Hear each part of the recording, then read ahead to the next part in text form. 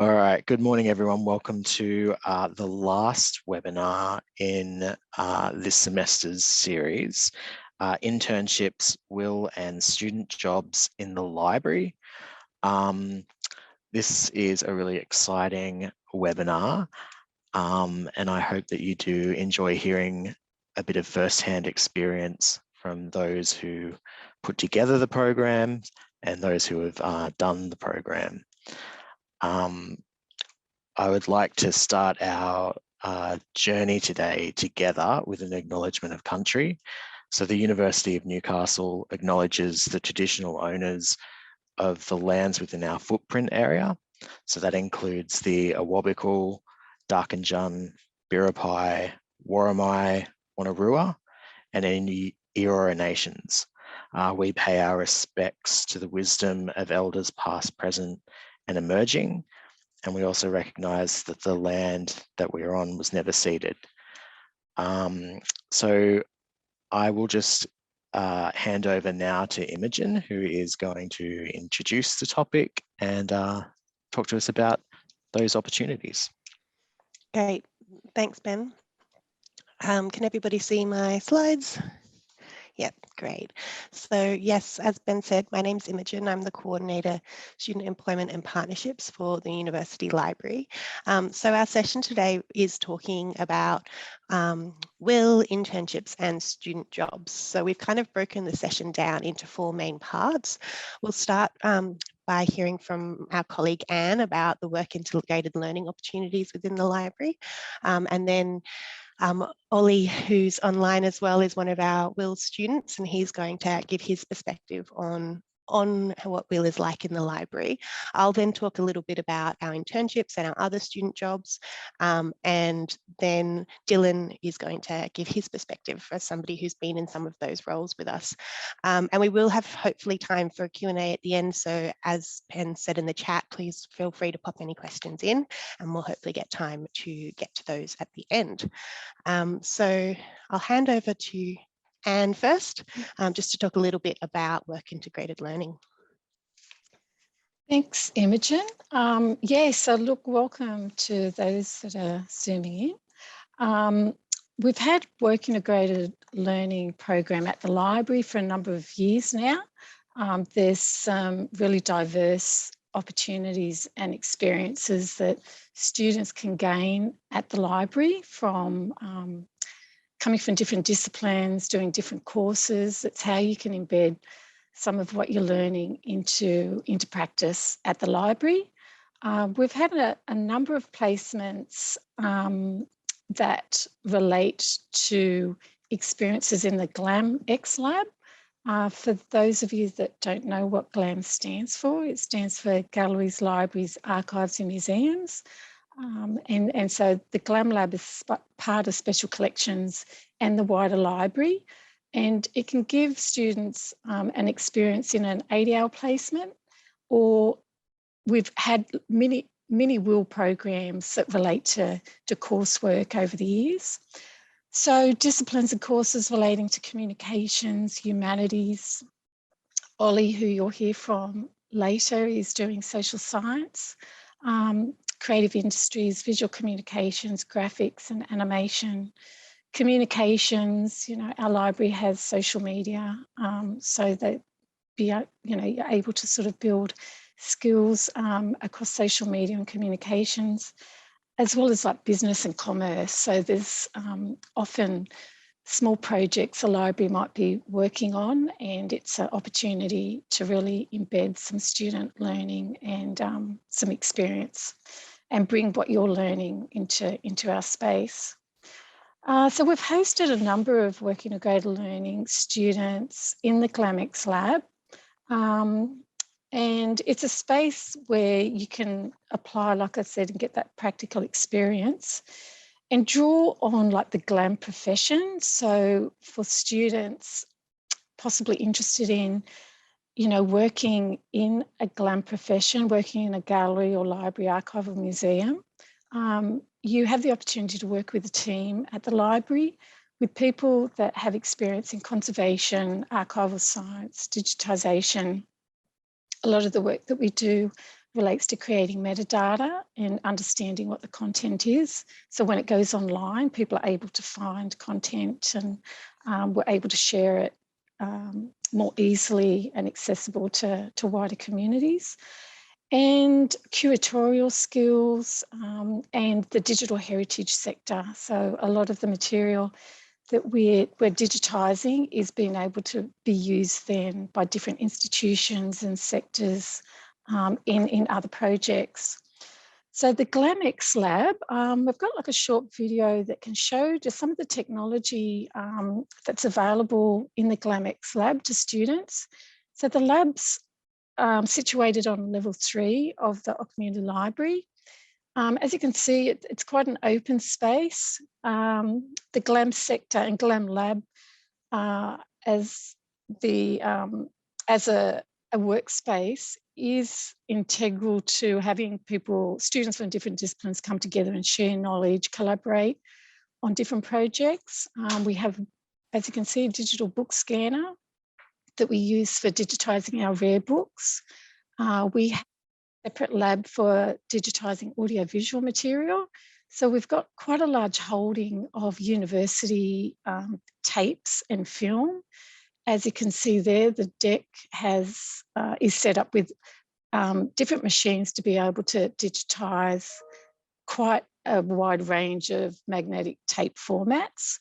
We're able to digitise some historic film and also work with volunteers and people that have worked in different industry. For instance, the television industry, they act as mentors and industry professionals that are able to pass on their knowledge.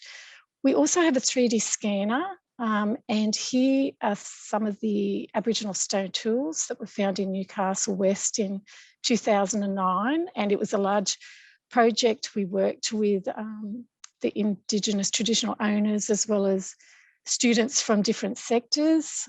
These were part of a project that a student worked on from natural history illustration to create this poster that's available to the community.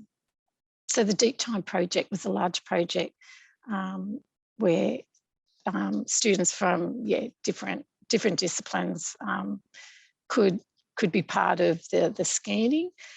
This is the Arctic Studio 3D scanner. It's a little bit different to photogrammetry. It sort of captures point cloud scanning. Here we're digitising a small item from the Fraternal Society collection, which is a large collection housed with us in special collections. But it just shows that format of being able to capture something in 3D and then be able to sort of present it and build up skills around digitising in a different way. So, usually we think about digitising anything that's 2D, so, maps and documents and photographs, but this space is really set up to be able to digitise as much cultural sources that relate to all different formats. This is showing a machine that digitises the old cassette tapes, and out the front of the lab we have an example of the different formats of audiovisual material.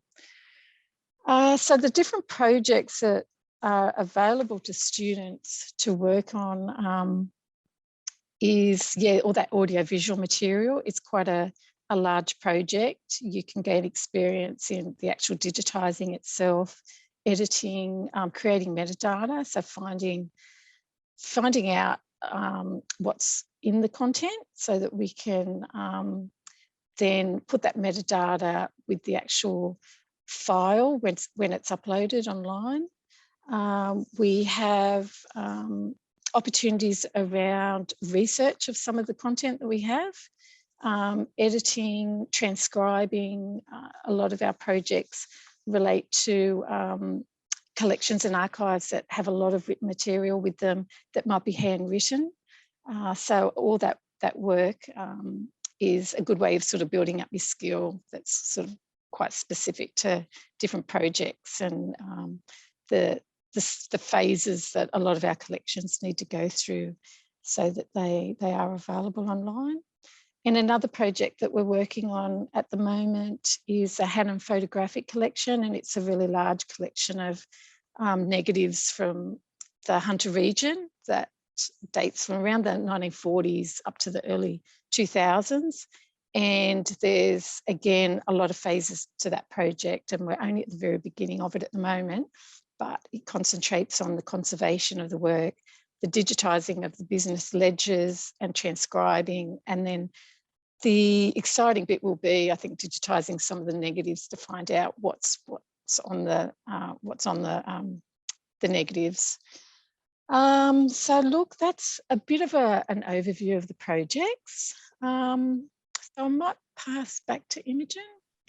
Great, thank you, Anne. And yes, so that's an overview of what happens in the library in the WIL space, but we're very lucky to have Ollie here with us today to talk a little bit about his experience from a student perspective of what it's actually like to be a WIL student in the library and working with Anne. So I'll hand over to you, Ollie. Thank you very much for your time.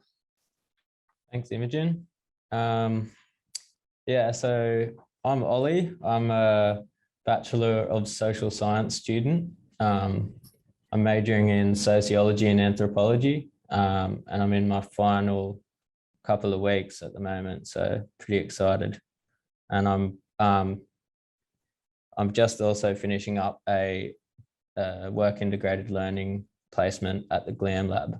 So I'll just go through, like, to give you guys an idea of my perspective, I'll go through a description of the placement, what I've learned in the process and the value of the experience and how it will hopefully impact my employability and that kind of thing.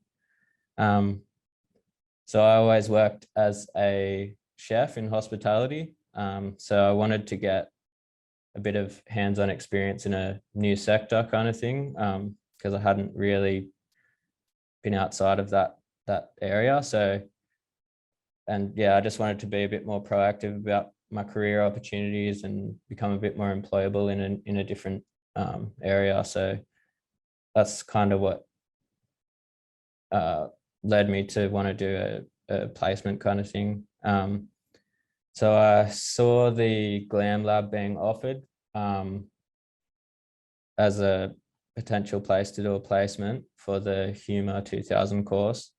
And I reached out to Anne, who I got an email from the GLAM lab website, and she was really good because we sort of collaborated on what project I could do. So something that suited me and what I might want to do as a career potentially, something that sort of fit in with that. And we ended up deciding on doing like an oral history project, which is basically a interview with someone of some sort of historical or cultural significance, and you just record it, either audio and video or just audio, and then digitize it and archive it, and you can I guess it's already digitized, but yeah, just archive it, and then you can share it or whatever you want to do.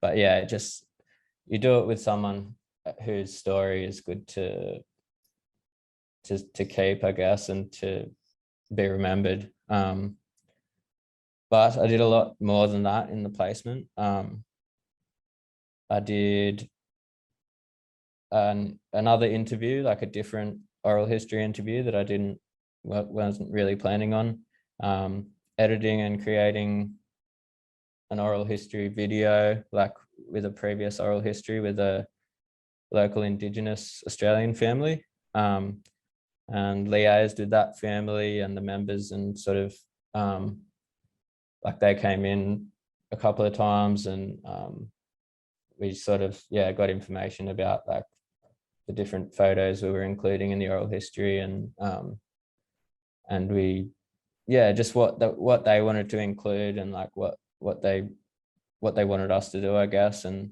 had to look through some archives to go through some of their genealogy of things that like family history and stuff that had been lost due to, you know, the colonial past of Australia, and did a blog post like on the website of the Living Histories thing. Helped out with like creating an exhibition for, it was like a Fraternal Societies of Newcastle exhibition of the history of that. Did some scanning of like big historical maps, and like using like yeah, some pretty cool scanning technology, and helped out with a tour of the special collections space. So yeah, that's just some of the things I did. I've sort of, yeah, that's most of the things I did, but yeah, there's definitely it's very diverse, this stuff you get up to. And I learned like some of the knowledge I gained, I guess I found it to be beneficial being able just to talk with a lot of different people from diverse backgrounds and different skill sets, like heaps of different areas. Like there was, I've spoken with PhD students, archival scientists, historians, as Anne said, like the TV camera operators, the people that like the interviewees in the oral history projects, artists, archaeologists, and just like other volunteers and students. And I've also got experience with, often when I look at a job advertisement, I'll see like in the essential criteria, depending on what it is, like a few different things. And I've definitely seen like, I've got experience with WordPress, which is something I often see, data entry and management, exposure to different technology, like the scanners and the different programs for video editing and that kind of thing, curation and exhibition creation, like especially in the glam sector, that's an important thing, and just the more transferable skills like workplace communication and teamwork and cultural awareness. So the value of the experience, like how it could impact my employability and that kind of thing. Obviously I can get well, if Anne's nice enough, I can get a workplace reference, and just some new skills on my resume. And I also it introduced me to a new sector that I didn't even know existed, like the glam sector. Like yeah, sometimes I wouldn't know exactly what options I had career-wise with my degree, and it was just good to open my mind to a different area. And yeah, I also found it was cool because it was like a variation of just the normal courses you do in your degree. Like it was it's just something different, I guess, to like a normal course. And just like, I guess that some other valuable things is like just confidence in my abilities to communicate, like, and be all like in the sort of office world, I guess, and just to meet people and socialize. Like there's heaps of volunteers and all sorts of different people who go through the glam lab, because it's heaps collaborative and they need people from all different areas. So yeah, and I had a lot of fun, to be honest, in doing it. And yeah, so just to summarize, I'd say like it sort of doesn't matter what area your degree is in, like or whatever you're studying, like you can probably work out a project that will be relevant to you and your ideas of what you want to do as a career. And yeah, if you just want some different skills, or just even something different from a normal course, like a normal subject, like just to be more variation, so you're just not as bored, I guess. So yeah, would recommend it. That's about it from me. Great, thank you so much, Ollie. Thanks. I'm sure we'll have time at the end to come back for people to ask you questions if they have specific questions about your project and your experience. But in the meantime, we'll move on to our section around student jobs and internships. So this section is me. As I said before, my name's Imogen. I'm the Coordinator Student Employment and Partnerships for the library. And the library is very keen on actively increasing our student workforce and to create opportunities for students to work within our spaces and within our teams. So our employment opportunities within the library provide students with valuable work experience in professional roles through which they can develop and enhance important soft and hard skills, which will help to contribute to their employability and their career readiness upon graduation, while also providing valuable sources of income and a supportive work environment on campus. So that's really the value that we see in increasing our student workforce as much as possible. So one of the ways in which we are actively increasing our workforce, our student workforce, is through internships. So to begin with, I just want to clarify by what we mean by internships. There's sort of a cultural stereotype of what an intern is, this idea that interns get coffee or do photocopying, and I want to be clear on what we mean in the library by internship in this context. So within the university library, we use the term internship to refer to paid project-based employment, which is designed to be a valuable learning opportunity and provides students opportunities to develop both their employability skills and their professional identities, but which is not embedded in or linked to curriculum, and therefore isn't a WIL placement like we were talking about with Anne and Ollie. So this is paid work that's not linked to curriculum, so it's not work integrated learning. Internships can vary in length and number of total hours, but are always structured as part-time casual opportunities which students can undertake at the same time as their studies. We scaffold support around our internships, providing training, onboarding, group and individual check-ins and feedback sessions throughout the internship journey. We also ask our interns to complete a reflection exercise towards the ends of their time with us, as well as to present to all of our library staff about their projects and their experiences. We have year-long internships, which are offered at the beginning of each academic year, and these include the Vera Deakin internship, which provides a student with the opportunity to engage in a one-year internship focused on making our region's cultural heritage accessible to students, researchers, academics, and the community. The internship provides an opportunity to develop a broad range of GLAM industry skills and to contribute to the accession, digitization, discoverability, and promotion of a range of special collections. Our other year-long internship are the galleries internships. So these internships give students the opportunity to gain experience in gallery and museum environments. Our interns acquire hands-on experience across the preparation of exhibitions and the installations of works of art, assisting at gallery and museum events, gallery administration and marketing, and liaising with artists and visitors.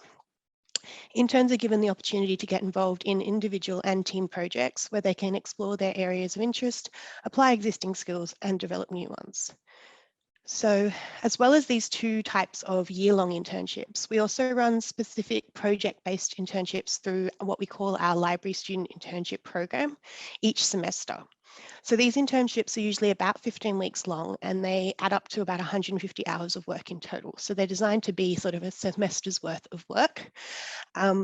These internship projects are proposed by staffs and teams across the library, where we identify an area where students can make a valuable contribution to the university library.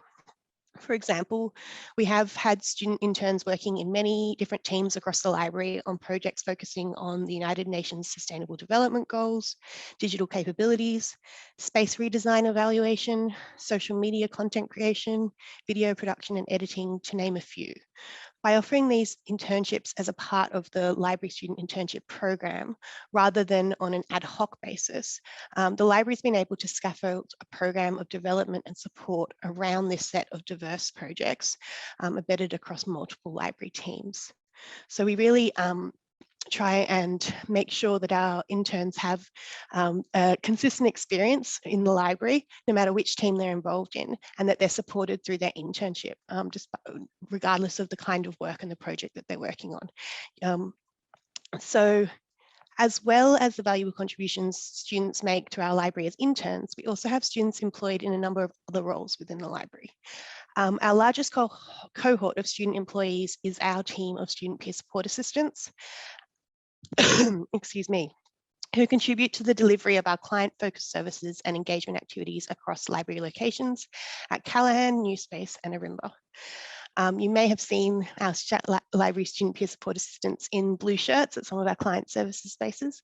They're the ones who you often see at our service zones and are our first point of contact a lot of the time if you come into our libraries. So in this role, student employees deliver peer-to-peer support, which contributes to the smooth running of library services, guides our students to connect to vital services and resources, and assists in the development to organisation and delivery of our student engagement activities and programs. So this includes things like our orientation and transition in and our stressless activities, just as examples. We also, in the library, we value student representation in decision making, and we are actively bringing students into library projects, working groups and communities of practice to work alongside library staff in the co-creation of library services, spaces and activities. So some of our student peer support assistants get involved in these opportunities and are members of these key decision-making groups within the library. So that's an opportunity that we create for our student peer support assistants as well. Our student peer support assistants also contribute to user testing of many of our library's resources and get involved in the development of those kind of resources and services along the way as well. We also have specialist makerspace student peer support assistants who have a slightly different role. And their role includes in-person support of the use of the makerspace technologies and equipment, promotion of our library makerspace service to the students community, and helping run workshops teaching a variety of skills, such as playing chess, sewing, 3D imaging, 3D printing, and electronics, just to name a few. We've also got a drone that they're teaching students how to work at the moment as well, which is pretty cool. So in a moment, I'll hand over to Dylan, who is one of our current student peer support assistants and who has been a library intern in the past. And he'll go into a little more detail about his experiences in these roles to give you more of a feel of what it's actually like to be in these roles in the library. But just quickly before I do that, I wanted to preempt a question that I thought I might be likely to get asked about how we recruit for these roles. So all of our student employment roles within the library are filled through a competitive recruitment process. While ensuring that access to these roles is transparent and equitable, the recruitment process is also designed to be a learning experience for all of our student applicants. So the recruitment process provides students with first-hand knowledge and experience of job application processes and expectations in a professional environment, including practice writing applications and participating in interviews. And feedback is also made available to all applicants who request it, so that regardless of the outcome, the process itself provides a valuable learning opportunity for every student applicant. This amplifies the impact on student employability and widens the benefit and reach of offering these employment opportunities beyond just the one successful applicant for the role. So key to this approach to recruitment is definitely the support and partnership that we have with the Careers Service. So we do advertise all of our paid student employment opportunities through the Career Hub, through Jobs on Campus. And so if you are looking out for any of these opportunities, the best way to do that is to join the the Jobs on Campus Facebook group, because all of our roles are advertised through Jobs on Campus and through their channels. So having said that, I will hand over now to Dylan to give us a little bit more detail about his experience in a couple of the roles that he's had with us. Thanks, Imogen. So yeah, I'm Dylan. I guess a bit of background. So I'm a fourth year business commerce student majoring in politics and international relations and economics. My employment journey with the library started in March of last year, 2021, when I was recruited for the position of library student intern with the client services team. So prior to this, I had worked for a little while on campus in the Inquiry Centre with Student Central. And when I saw the opportunity for the role in the library, I thought it was one that I couldn't miss. It was an opportunity to broaden my transferable skills beyond that of simply customer service, and just I guess a bit of a better look into how libraries function, academic libraries function. So my position was, I was one of the 15-week interns with the client services team, reporting to Lindsay and Alex Jacobs.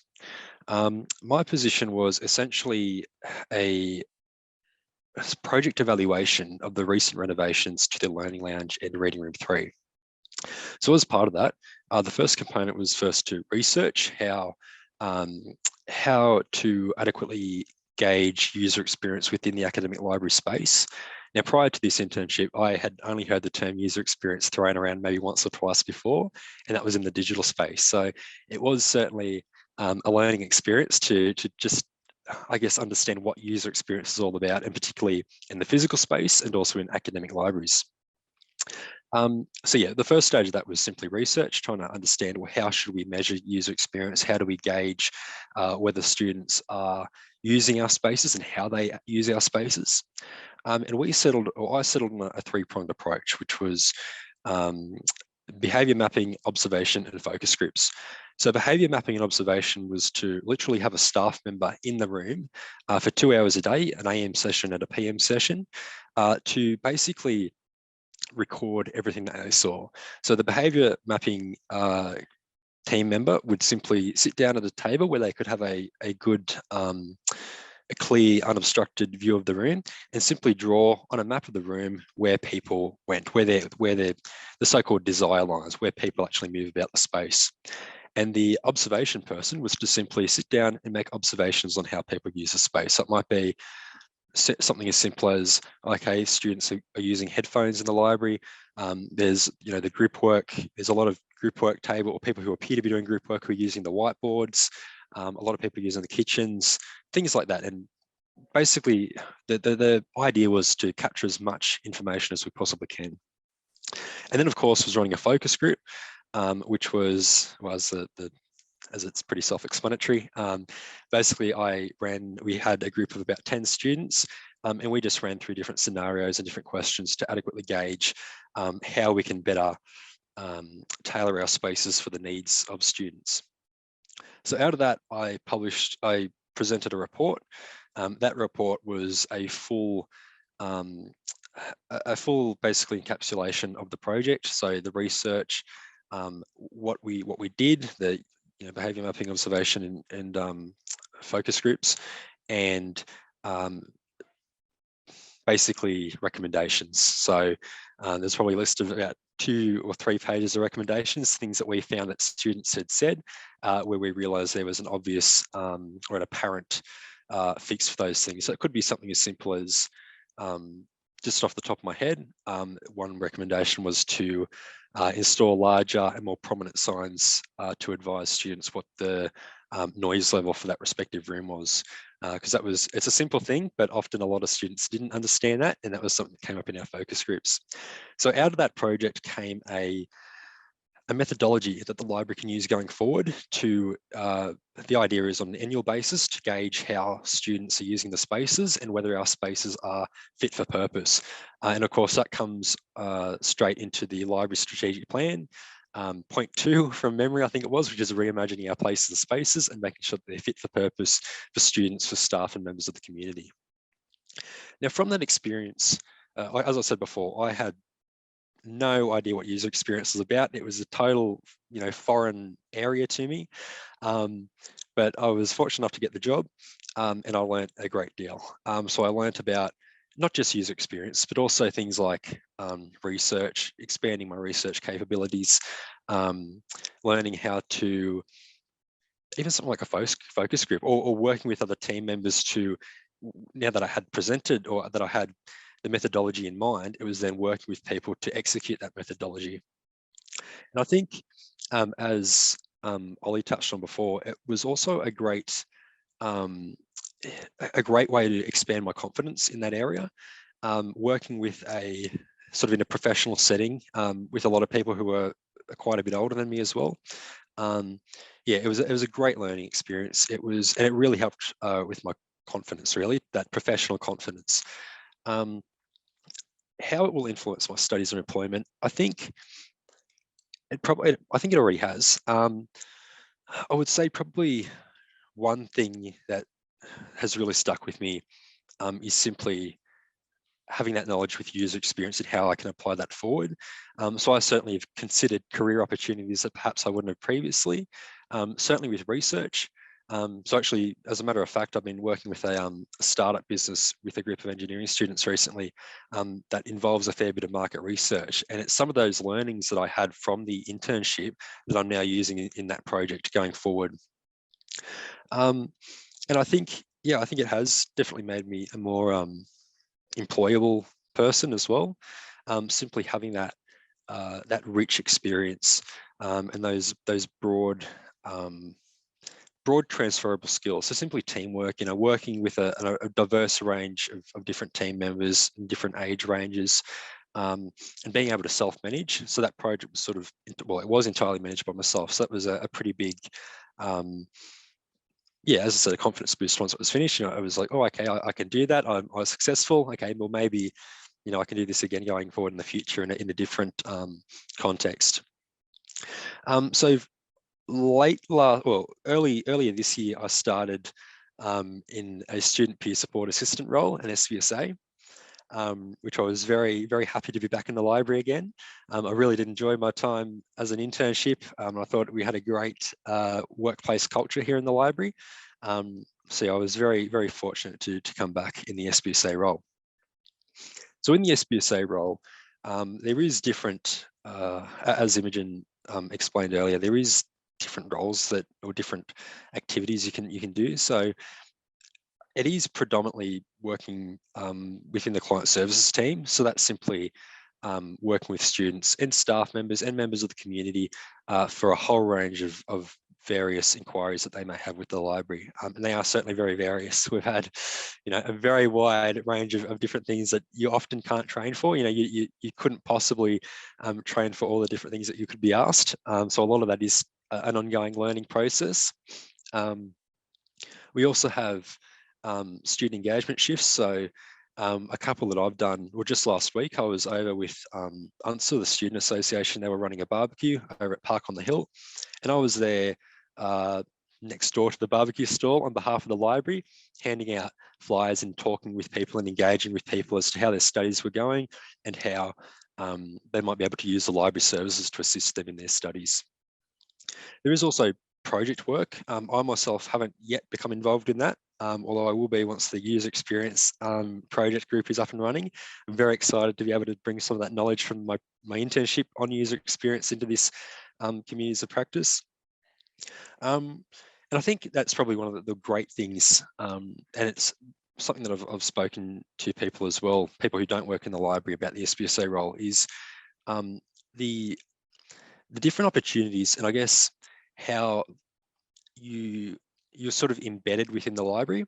Now, a lot of positions elsewhere, they don't sort of embed you within the workplace.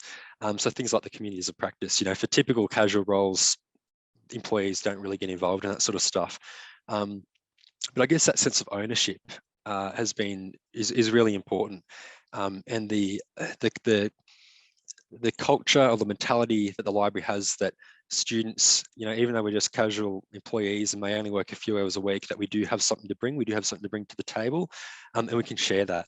And I think, as has been demonstrated with the SPSA role in the client services team, there are so many times when I, as an SPSA, am learning from the library officers, and there's also so many times when the library officers are learning from me as a student and as someone who worked as the user experience intern last year. So once again, there's been some really good transferable skills that have come out of that. And not just the obvious ones like customer service, although that is important, particularly within the university context where you're dealing with a diverse range of different clients from all different backgrounds, and whether they're students or staff members or members of the community. It's learning how to better engage with people, and that's something too. and as I touched on, because of the wide array of different different queries you could be asked, that is an ongoing learning experience.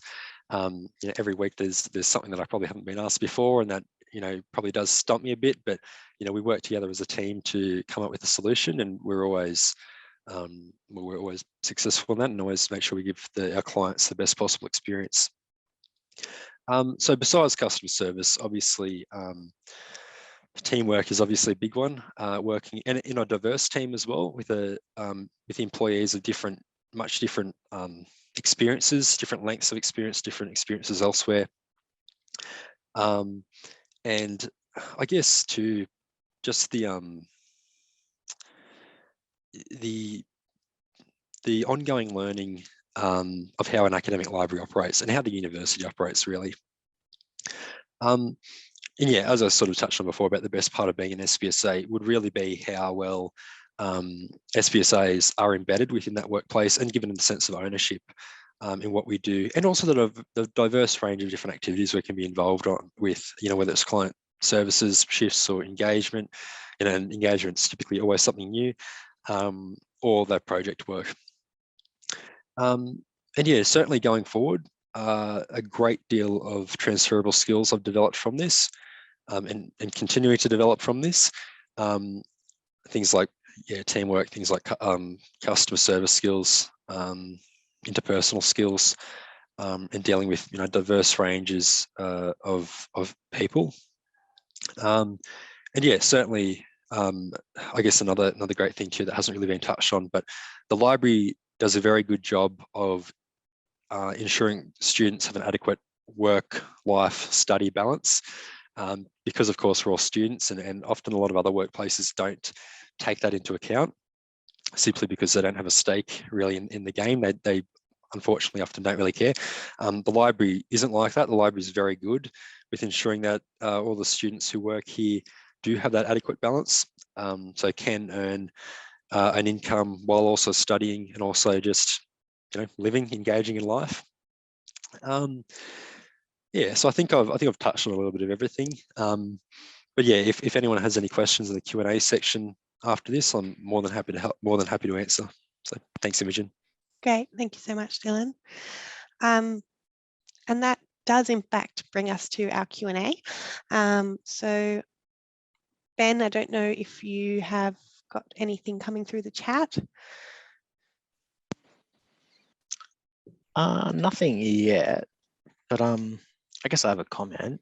Mm-hmm. Because I don't work directly with the WIL students and the SPSAs, it's interesting to hear that the experience offered here is such a broad experience.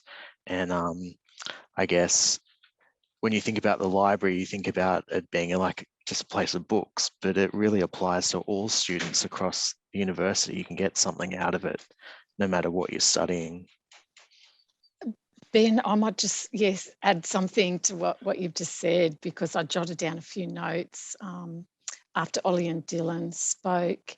And with the diversity of the archives and collections that we hold in the library, we've had students work on weather records. We're proposing like a project around pharmacy records. So that sort of brings in academics and students who might be studying like pharmacy or ecology and the environment, geography, geology, or community related work around students that might be doing social work, that might also be looking at projects of using some of our cultural material and how they can build projects that are sort of outward looking and like an outreach with some of our aging population and elderly people in the community. So yeah, we really can tailor so many projects around what students, the knowledge they already hold and what they can put into practice. Yeah, and I think just following on from that, we do really have a very diverse set of students working for us. We have master's students, PhDs, undergrad students, students who have been through pathways. So we try and have kind of a cross-section of different student experiences reflected so that our student employees can help any kind of student who walks through the door looking for help. But also, I think we've had opportunities in the internship project internships space where some things that wouldn't necessarily be thought of as library experiences. So we've had a business WIL student come in and do data visualization for us. We've had internships which have focused on marketing communications and social media content. So it's really thinking about the library as a place for professional opportunities of all different types, rather than necessarily just in the GlamX space. We have incredible opportunities in the glam sectors for sure, and that's a lot of what Anne and Oliver were talking about, but I think there's also opportunity for us to provide internships and project work and WIL opportunities outside of the glam space as well. So. Awesome. If there isn't another question yet in the chat, I had a question just for you, Dylan. Sorry to put you on the spot. I haven't prepped you for this. Just about how you may have found the recruitment process and whether that was, scary, intimidating, useful, a learning experience. So for people who are thinking about possibly applying for these positions in the future, how you found that? Yeah, thanks, Imogen. It was a very I would say it was a good process. It was very good in terms of preparing us for employment opportunities after, like in the professional world, after we finish our degrees and get into the world of full-time work. So, for instance, just one sort of snippet, which was both when I went for the internship and the SPSA role. I was being interviewed by a panel. So I think for the SPSA, there were 4 people. Imogen, of course, you were one of them. And I think it was 4 or 5, I think it was 5 when I went for the internship. So that's an example of, I guess, a recruitment process that I hadn't been through before. So with previous jobs, the most I'd ever had was 2 people. So obviously, yeah, the idea of sitting at a table. And I remember when I went for the internship last year, and I sort of opened the door, and I wasn't expecting it to be, there to be 5 people interviewing me. So it was, I don't want to use the word intimidating, but it was sort of, I guess, something that I hadn't done before and hadn't quite prepared for, wasn't expecting, basically. So it was sort of like a bit of I wasn't expecting this, but no, it was a very good process. Simply for the fact that, I mean, of course, everyone was lovely, but also simply for the fact that that does help prepare you for getting a job after your degree. And obviously, there's depending on what job you go for, some you have to jump through quite a hoops for some jobs. So, but yeah, everything else, like the applications and the inductions for both positions were all very straightforward. And yeah, I found it, a very straightforward process and yeah, quite rewarding.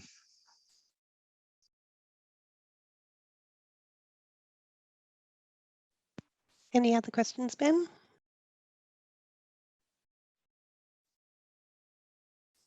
No, but I would add that I had been on a panel for the WIL positions, and we do take it very seriously, like it is a real job, as we would, and we do go through all the applications, and it really does mimic what would happen out there in the real world.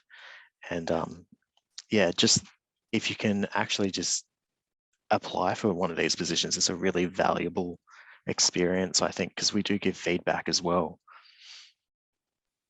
Yeah, Ben, you were very helpful being on one of our intern panels, I think, for this semester's interns.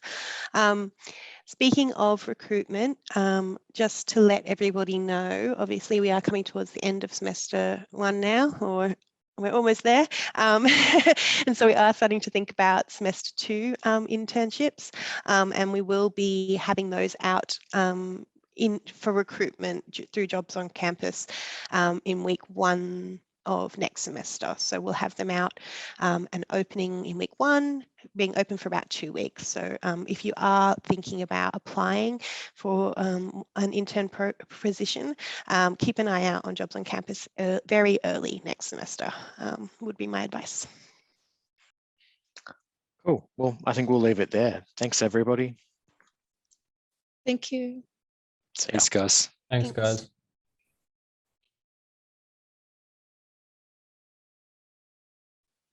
Thank you both. That was great. You both did very well. Yeah. Thank you so much for your time. I'll come out and talk to you Yeah. IRL. No, sorry. IRL.